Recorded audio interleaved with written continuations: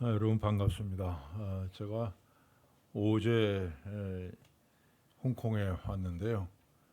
공항에서 이렇게 들어오다 보니까 이상한 생각이 들더라고요. 왜 홍콩 제가 6개월 만에 꼭 6개월 만에 다시 왔는데 왜 6일 만에 온 것 같지 이런 생각이 들었습니다. 지난주에 홍콩을 떠났다가 이번 주에 돌아온 것 같은 그런 느낌이 들었어요. 그래서 가만 생각해 보니까는 한 가지 이유가 떠올랐습니다. 저희 집에 와 보신 분은 아시겠지만 저희 집 현관에 침사초에 이렇게 붙어 있습니다. 관광지에서 사는 그 도로 표지판 있잖아요. 침사초에.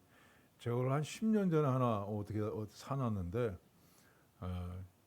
한국으로 이사 가서 그걸 현관에다 딱 붙여놨습니다. 그러니까 집에 들어갈 때마다 침사초에 들어가는 거죠. 그래서 그런가 하는 생각도 해봤는데 제가 아침에 일어나서 가장 먼저 하는 일이 교회를 위해서 기도하는 겁니다. 매일 그냥 하나님께서 우리 교회를 지켜주셔서 든든히 서가게 하시고 흥황하게 하시고 또 우리 목사님 위해서 기도하고 장로님들 위해서 기도하고 아마 그래서 이렇게 멀게 느껴지지 않고 가까이 있었던 것 같이 느껴지는 것 같습니다. 제가 몸은 비록 양평에 살고 있지만 이런 마음은 항상 침사초에 와 있습니다. 동신교회. 하나님께서 우리 교회 앞으로 크신 은혜를 베푸실 줄 분명히 믿습니다. 오늘 설교 목사님 부탁하시길래 예 알겠습니다 했는데 창립기념일 주일만 생각했는데 부활주일이더라고요. 그 설교를 어떻게 할까 하다가 우리 교회가 부활의 기초 위에 부활신앙의 기초 위에 서 있기 때문에 부활절 설교를 하겠다 하는 생각이 들었습니다. 여러분 초대교회 교인들은 예수님 부활하신 다음에 길에서 성도들을 같은 성도들 만나면 이렇게 인사를 나누었다고 합니다. 그리스도께서 부활하셨습니다. 그러면 상대방은 그분은 진실로 부활하셨습니다. 이렇게 화답을 했다고 합니다. 자, 여러분들도 한번 해보세요. 그리스도께서 옆에 사람 보고 저보고 하지 마시고 그리스도께서 부활하셨습니다. 그분은 진실로 부활하셨습니다. 우리 주님께서 무덤 문을 여시고 다시 살아나셨습니다. 사망 권세를 이기신 그분의 능력이 또 권세와 또 그 생명이 여러분 모두에게 충만하시기를 축원합니다.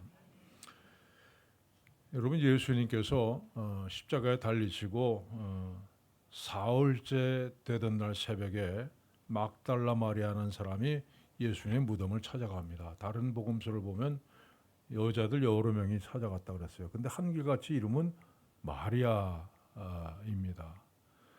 그럼 우리 그런 생각을 해보잖아요.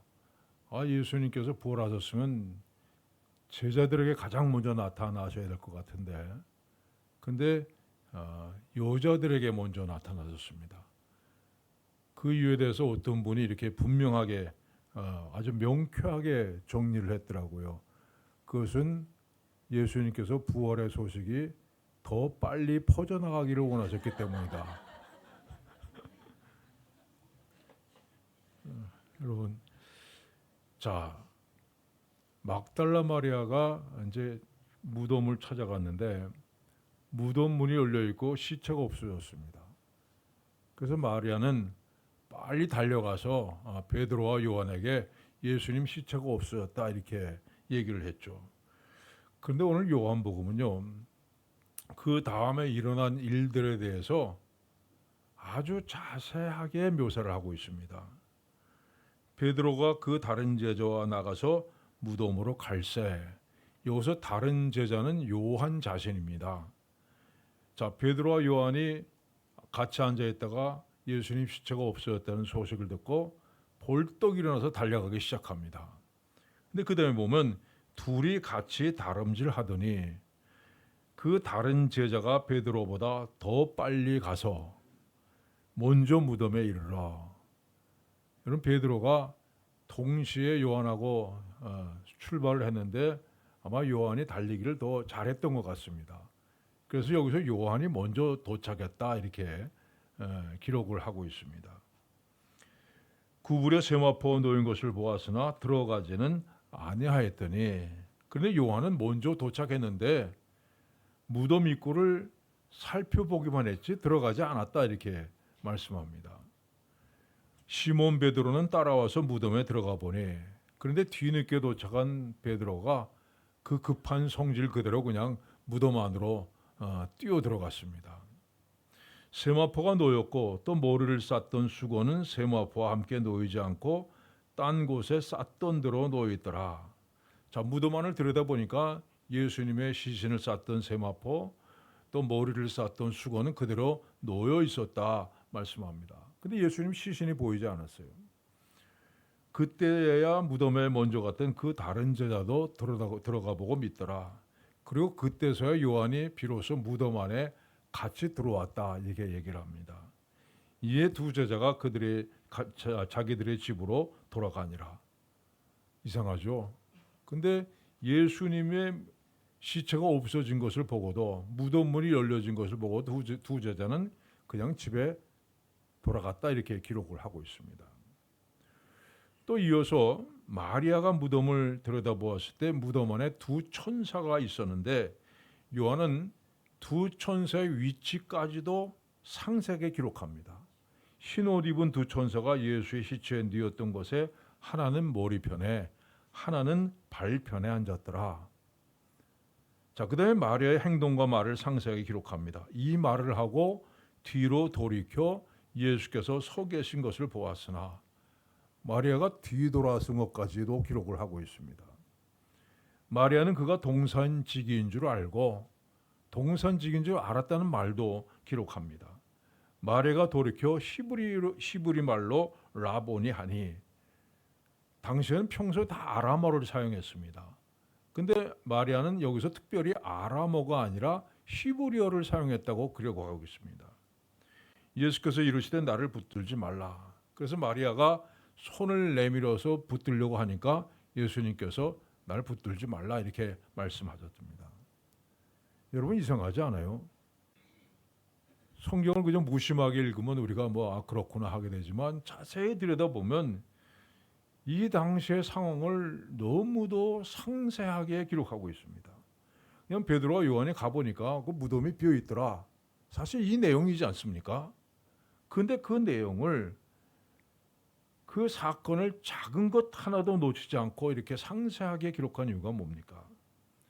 요한은 사람들이 자기가 부활에 대해서 얘기하면 그걸 믿지 않을 거라고 생각했을 겁니다. 그래서 자신의 눈으로 직접 보고 경험하지 않고는 도저히 알 수 없는 그런 일들을 자세하게 상세하게 시간대별로 기록을 한 겁니다.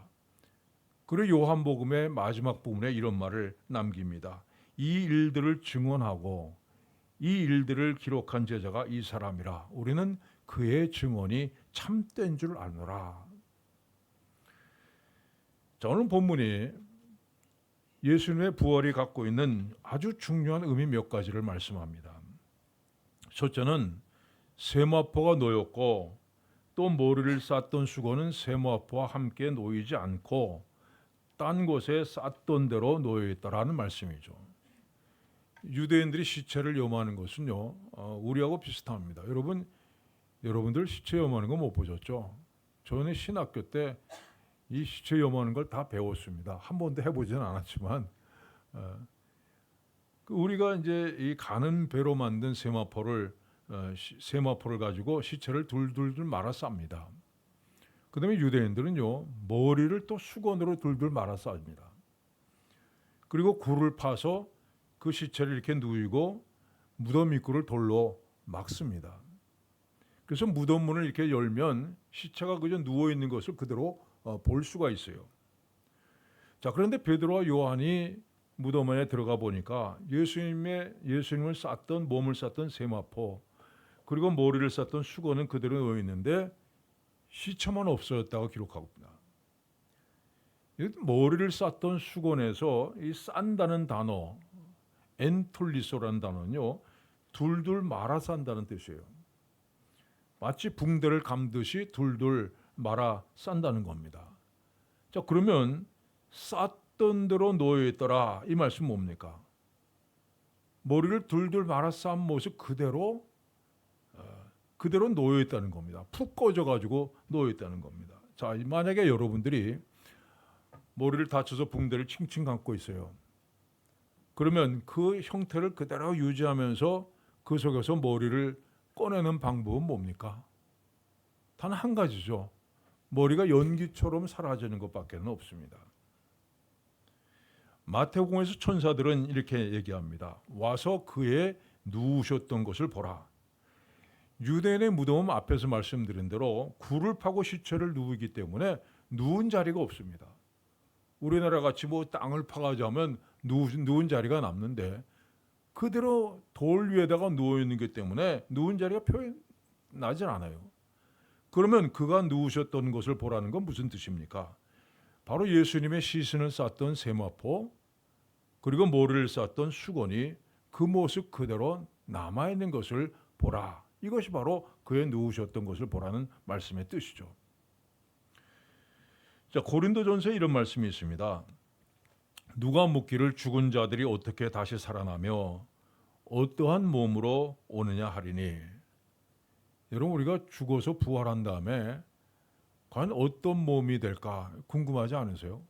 우리 다 그런 질문 하잖아요. 자, 그럼 우리 부활하신 예수님의 모습을 통해서 몇 가지 힌트를 우리가 발견할 수 있습니다.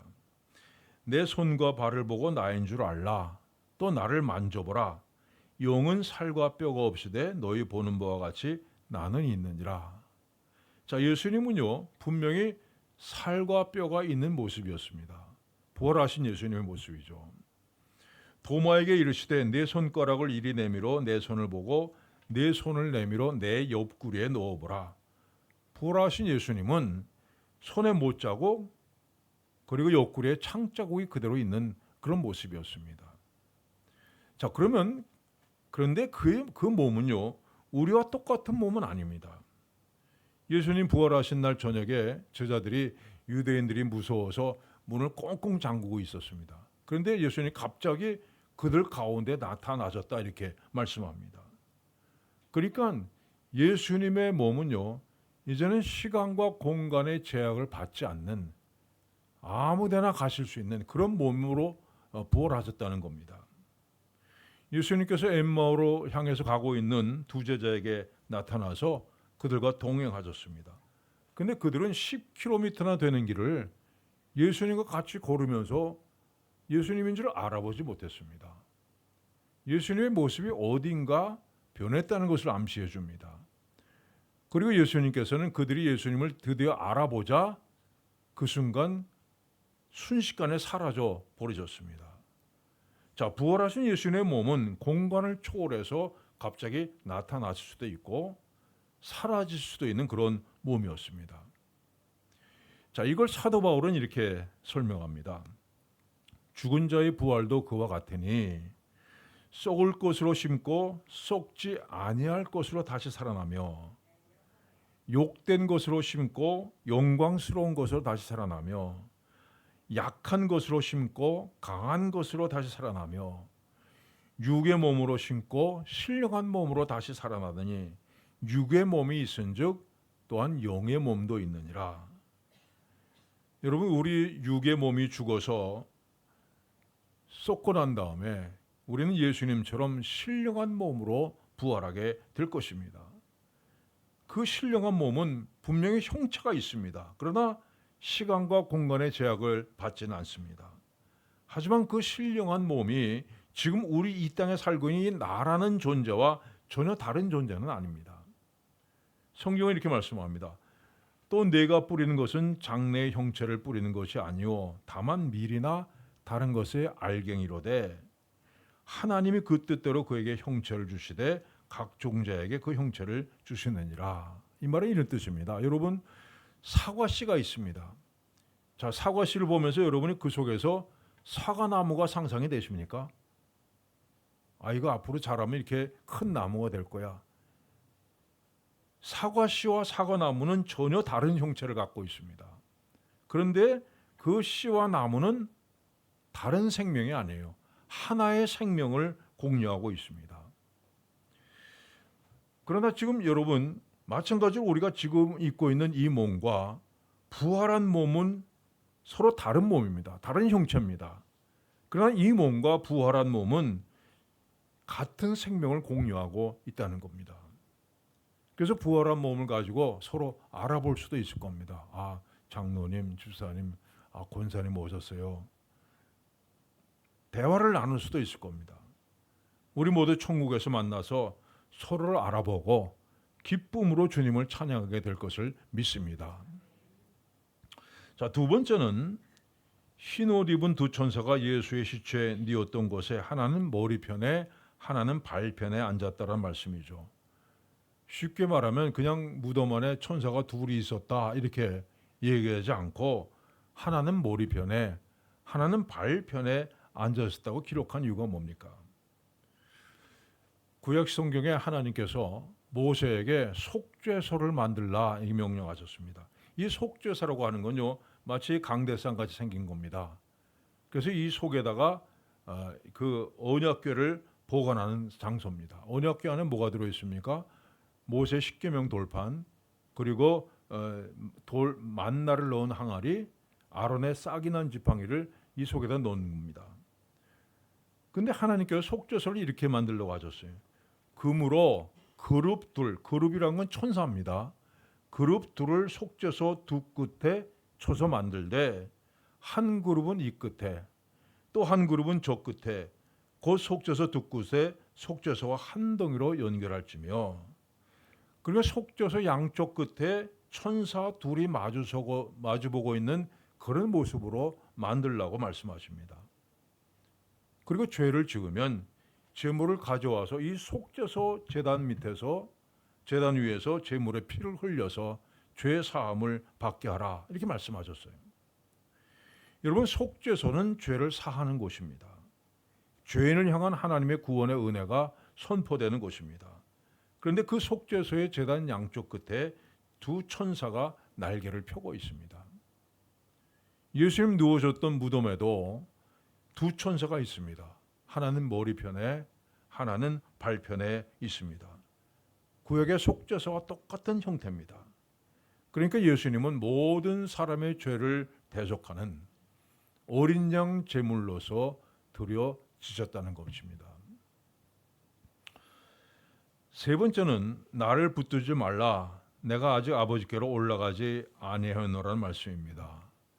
자, 레위기서에 이런 말씀이 있습니다. 너희의 곡물을 거둘 때에 너희의 곡물의 첫 이삭 한 단을 제사장에게로 가져갈 것이요, 제사장은 너희를 위하여 그 단을 여호와 앞에 기쁘게 받으심이 되도록 흔들되 안식일 이튿날에 흔들 것이요. 자, 이스라엘 백성들이 농사를 지었습니다. 첫 익은 열매를 반드시 하나님께 드려야 됐습니다. 이 제사장은 그러면 그 첫 열매를 하나님 앞에 가져서 상하 좌우로서 흔들어서 제사를 이렇게 드립니다. 흔들 요자를 써서 이걸 요제라고 얘기합니다. 자, 그런데 이 요제를 드리는 때가 언젠가 하면 안식일 다음 날 요제를 드리라 말씀하세요. 그리고 첫 열매를 하나님께 드리기 전에는 어느 누구도 그 열매에 손을 대해서는 안 됐습니다. 너희는 너희 하나님께 예물을 가져오는 그날까지 떡이든지 볶은 곡식이든지 생이삭이든지 먹지 말지니 하나님 앞에 드려지기 전에는 아무도 그 열매에 손을 대서는 안 된다 말씀합니다. 자, 그런데 본문이 이렇게 말씀합니다. 안식 후 첫날 아직 어두울 때, 예수님께서 부활하신 날이 바로 안식일 다음 날입니다. 처음 익은 열매를 하나님 앞에 드리는 날입니다. 또 첫 열매를 하나님 앞에 드리기 전에는 아무도 손을 대해서는 안 됐듯이 예수님도 부활의 첫 열매로 하나님 앞에 드려지기 전에는 아무도 손을 대서는 안 됐던 겁니다. 그 예수님은 나를 붙들지 말라, 내가 아직 아버지께로 올라가지 아니하였노라 말씀하신 것입니다. 여러분, 예수님께서 부활의 첫 열매가 되셨다는 것이 뭡니까? 예수님의 뒤를 이어서 이 두 번째 열매, 세 번째 열매, 네 번째 열매가 끊임없이 열매가 맺어지게 될 것이라는 말씀입니다. 그 성경은 이렇게 말씀합니다. 예수 그리스도께서 죽은 자 가운데서 다시 살아나사 잠자는 자들의 첫 열매가 되셨도다. 여러분, 우리도 부활의 첫 열매 되신 주님을 따라서 부활하게 될 것을 분명히 믿습니다. 자, 마지막 네 번째는 너는 내 형제들에게 가서 이르되 내가 내 아버지 곧 너의 아버지 내 하나님 곧 너의 하나님께로 올라간다 하라. 이런 보기 보면요, 예수님께서는 부활하시기 전까지는 성경 전체를 읽어봐도 한 번도 제자들을 향해서 내 형제다 이렇게 부르신 적이 없습니다. 그런데 부활하신 주님께서는 제자들을 향해서 내 형제다 이렇게 부르십니다. 마태복음에서도 가서 내 형제들에게 갈리로 가라 하라 말씀하셨어요. 그러면 부활하신 주님께서 갑자기 제자들을 형제라고 부르신 이유가 뭡니까? 로마서는 이렇게 말씀합니다. 이는 그로 많은 형제들 중에서 맏아들이 되게 하려 하심이라. 자, 그러니까 예수님께서 하나님 아버지, 예수님 맏아들, 그 다음에 우린 누굽니까? 그분들의 동생이 된다는 겁니다. 하나님께로부터 하나님이 낳으신 하나님의 자녀들이 된다는 거예요. 자, 그런데 죽은 자가 살아있는 자의 형제가 될 수는 없습니다. 우리 모두는 부활의 첫 열매 되신 예수님을 따라 부활해서 하나님을 모시고 사는 한 형제가 되는 겁니다. 사랑하는 여러분, 예수님께 사망 권세 이기시고 부활의 첫 열매로 하나님께 드리셨습니다. 우리도 부활의 첫 열매 되신 예수님을 따라 부활하게 될 것을 약속하셨습니다. 예수님을 따라서 하나님을 아버지로 모시고 사는 한 형제가 될 것을 약속해 주셨습니다. 교회는 바로 이런 믿음의 기초 위에 서 있는 것입니다. 이 부활의 약속을 주신 하나님을 찬양하며 경배하는 여러분들 되시길 축원합니다. 기도하겠습니다.